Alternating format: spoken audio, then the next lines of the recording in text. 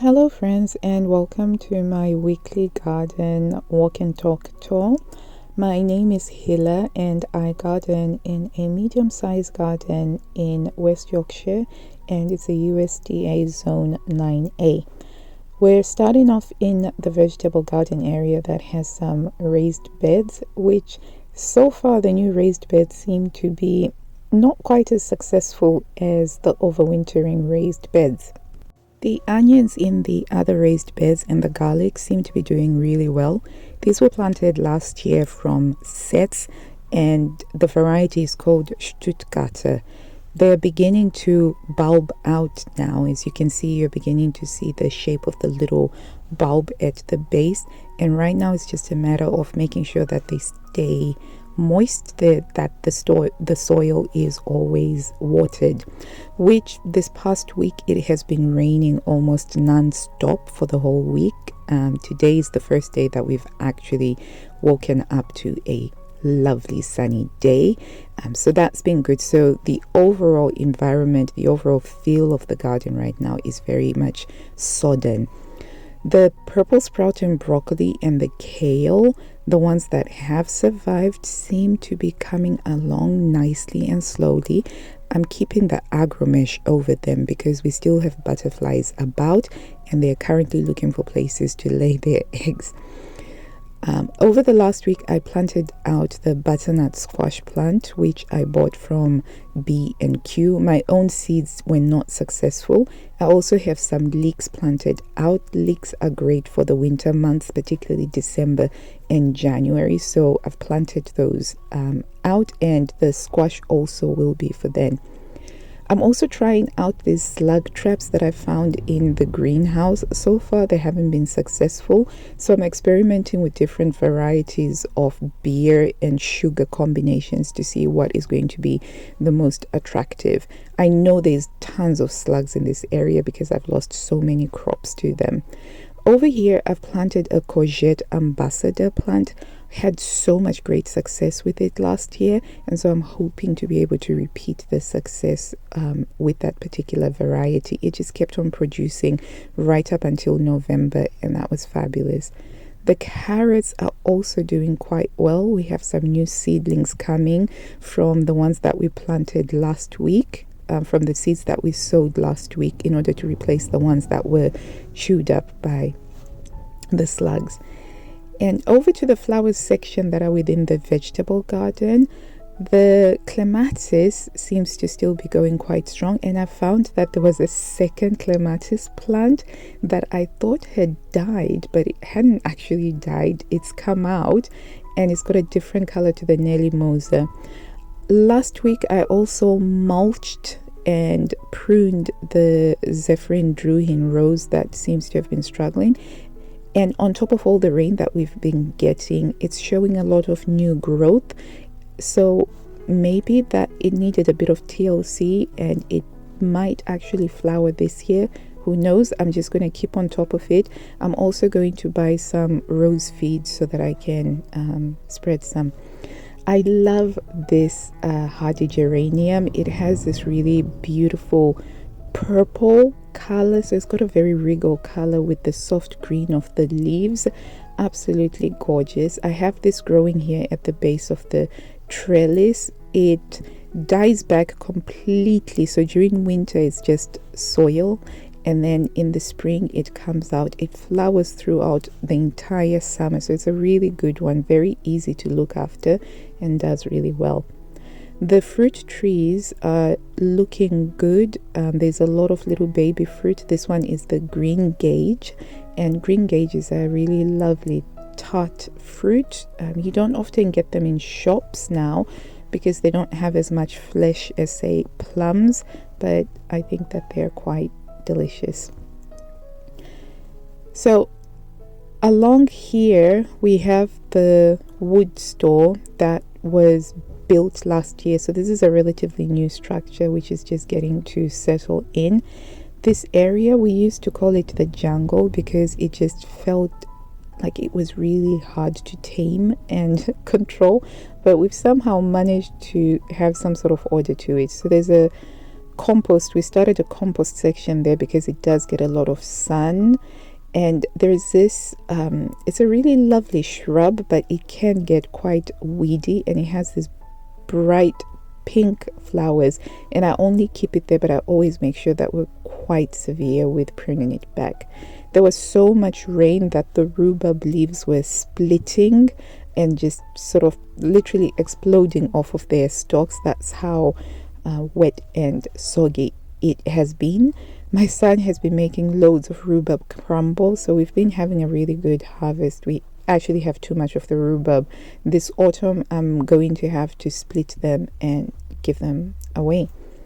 The Bramley apple tree is also doing well. We're beginning to see some little fruit beginning to form. So currently the habit of the tree is that the branches are upright, but as the fruit becomes bigger and heavier, they begin to droop down. That's the plum tree. We pruned it severely the year before, so last year we didn't have as good a harvest, but this year we're going to get a great harvest, and that's how it always works. It ping-pongs over the years. The nasturtium is coming out in this area. So this is self-seeding nasturtium, and nasturtium is a really lovely plant. It can cover over a lot of really unpleasant looking areas, which is what I tend to use it for. And with all the rain that we've had, the bay leaf tree has just been going mental with loads and loads of new shoots. The aquilegia, or the columbine, is also doing quite well, but my favorite in this corner is this little hardy geranium, and it is just so adorable. It has a neon pink flower that you can't miss.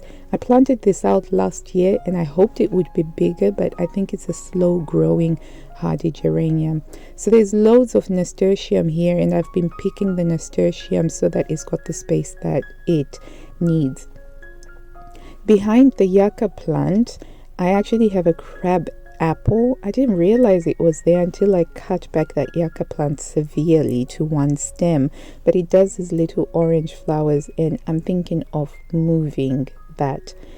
The standard bush roses that I moved to this area, so these ones were newly relocated to this area during the autumn, during last autumn, so this is their first time in this area.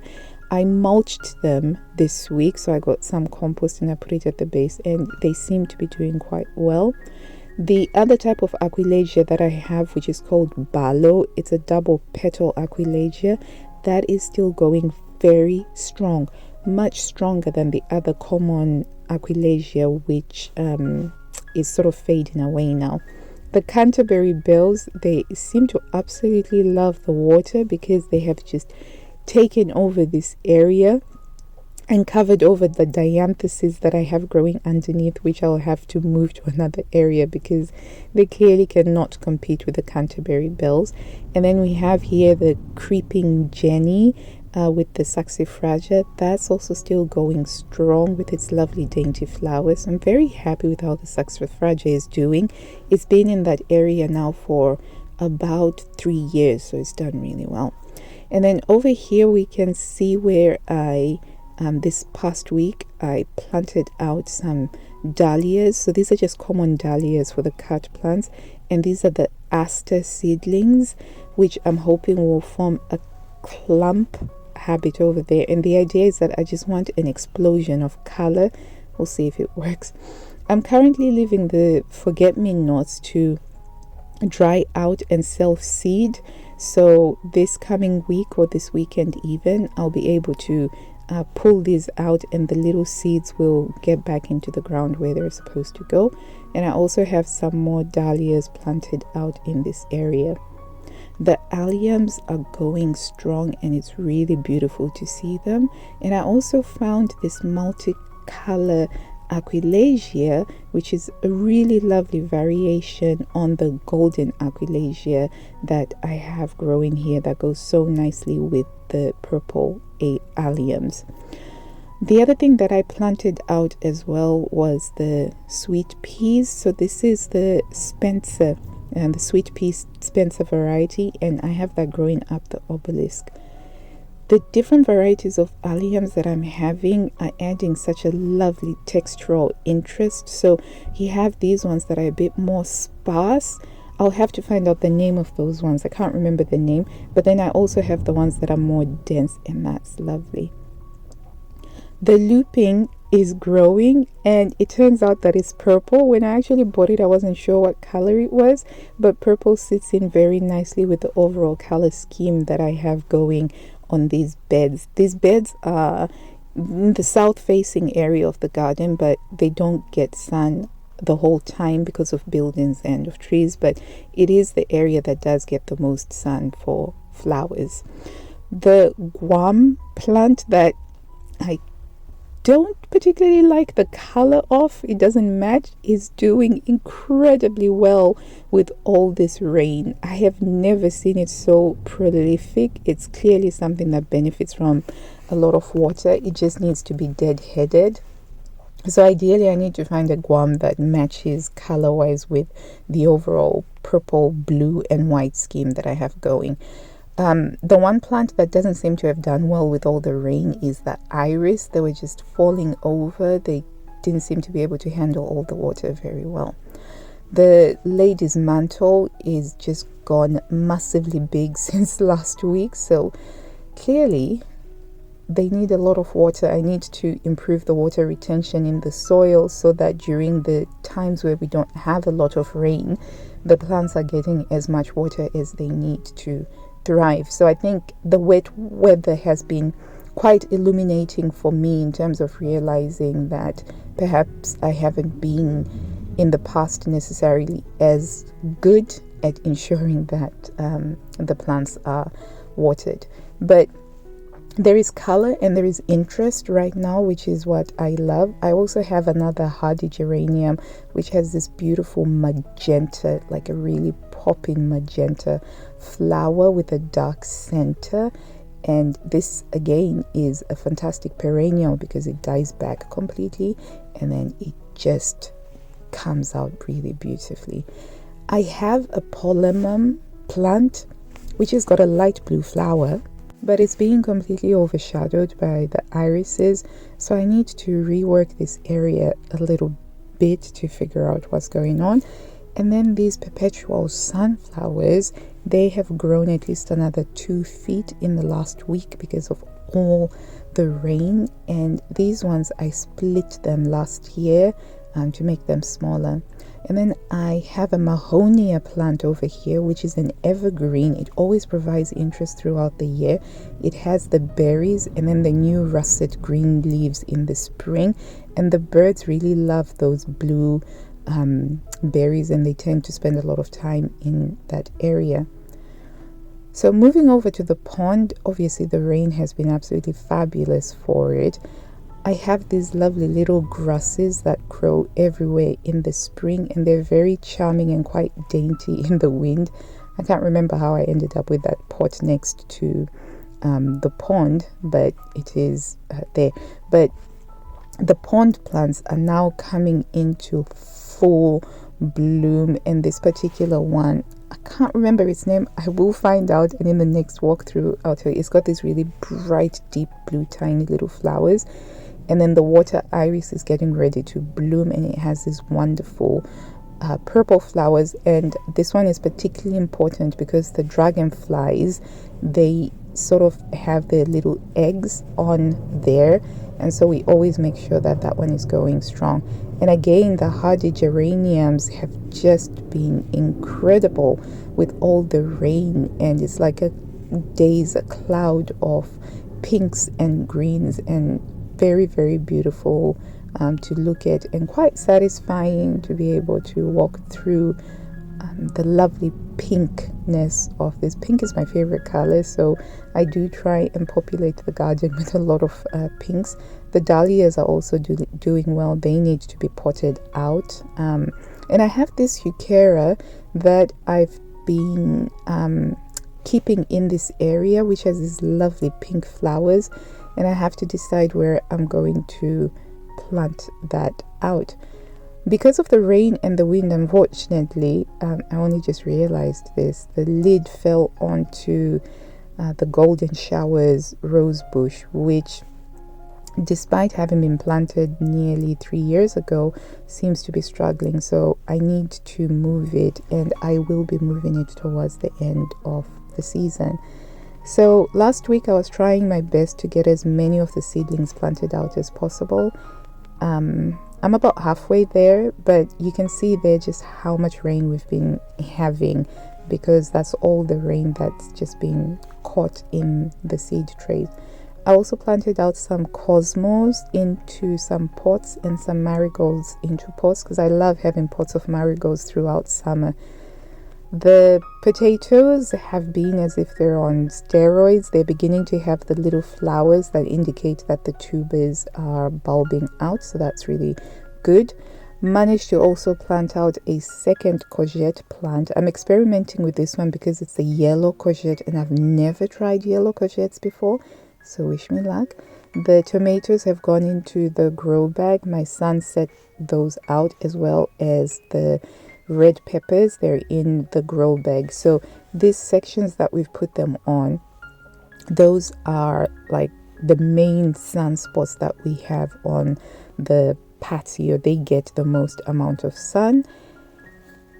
These are plants that I bought reduced to clear from B&Q. They are all perennial. So I've got some more mauve's ball, which you'll see later on the other part of the garden. And I got some dendriculata, which is also called drumstick primrose. And those are going to go into the other side of the garden when I get around to planting them out.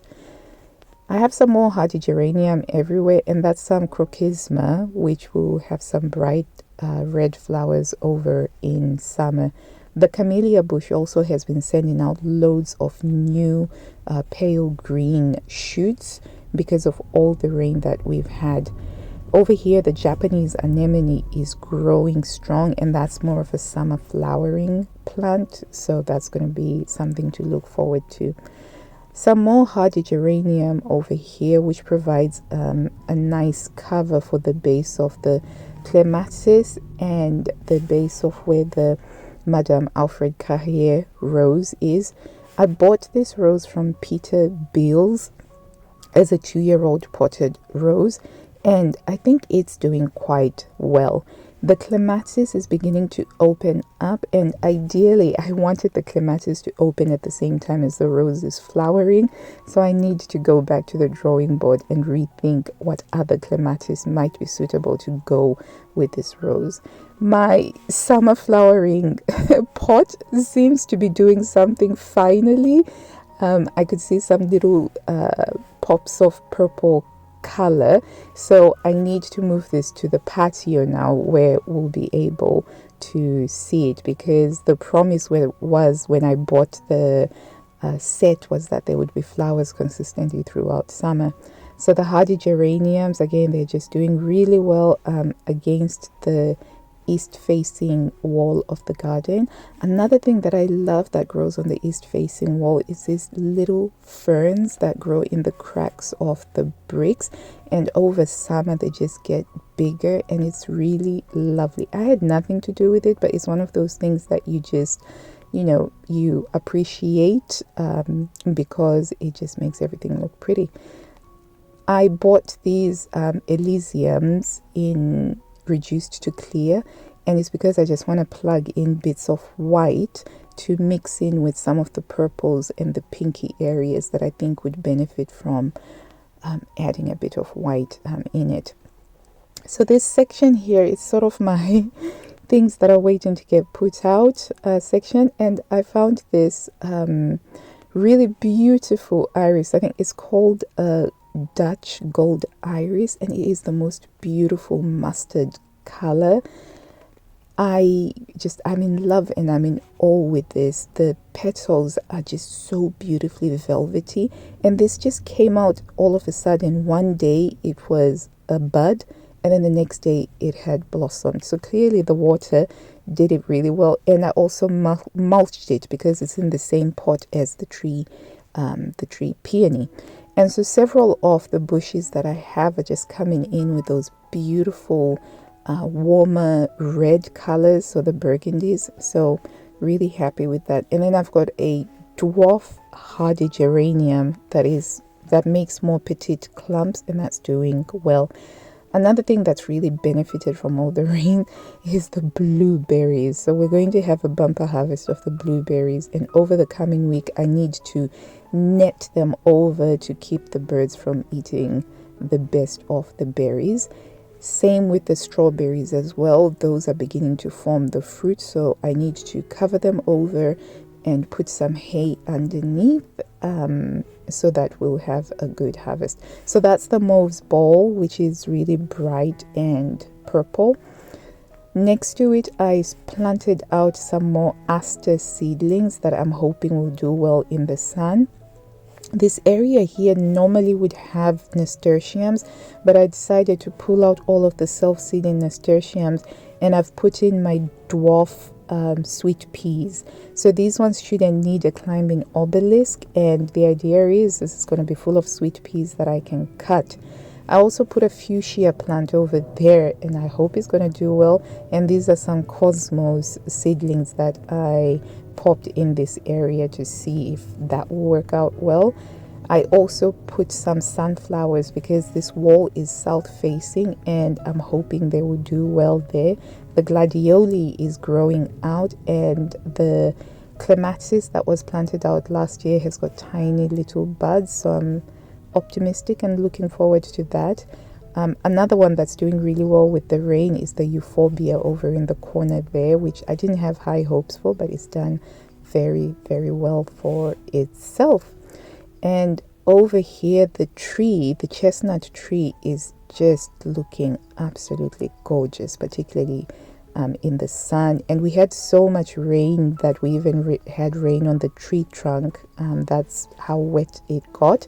And the ferns have just been incredible. So these ferns are nearly 4-5 foot tall, and I've been trying to place them all along the boundary so that I can have almost like a fern hedge, if that makes sense. I don't know, I hope it will work out well. The bluebell glade is dying off, and I'm hoping that the foxgloves will come in. The forget-me-nots, I'm waiting for those to dry off and self-seed, and then I will take them out. And I'm still battling the slugs and snails because my white pansies are just like lacy rags at the moment. And going over to the bluebell glade, I planted a few things over there, one of them being a hardy geranium. So this one is a lighter pink one, and this one forms a low clumping habit, and the idea is I want to have that it's a bit of a dry area, and it doesn't get as much sun because there's a lot of buildings that obstruct it. And I have a Japanese acer next to a tree stump that I'm trying to get rid of. I love the laurel bushes. They're evergreen throughout the year. They always have that beautiful and wonderful interest. So there's still a lot to get done in the garden, particularly in this section. I feel like the other side of the garden is more along the path of where it's supposed to be. And just very quickly there, the clematis, the Guernsey cream, I mulched it and I gave it some food, and as well as the rose plant that's next to it, that seems to be growing some new shoots as well. So much like the other rose plant, maybe it was just the TLC that it needed. So I'm optimistic about that. The hostas have been doing really quite well, and I'm pleased with their progress.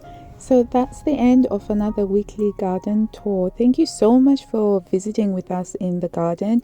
I'm hoping to get a lot of planting out done today as well. Until then, I wish you blue skies, health and happiness. Bye.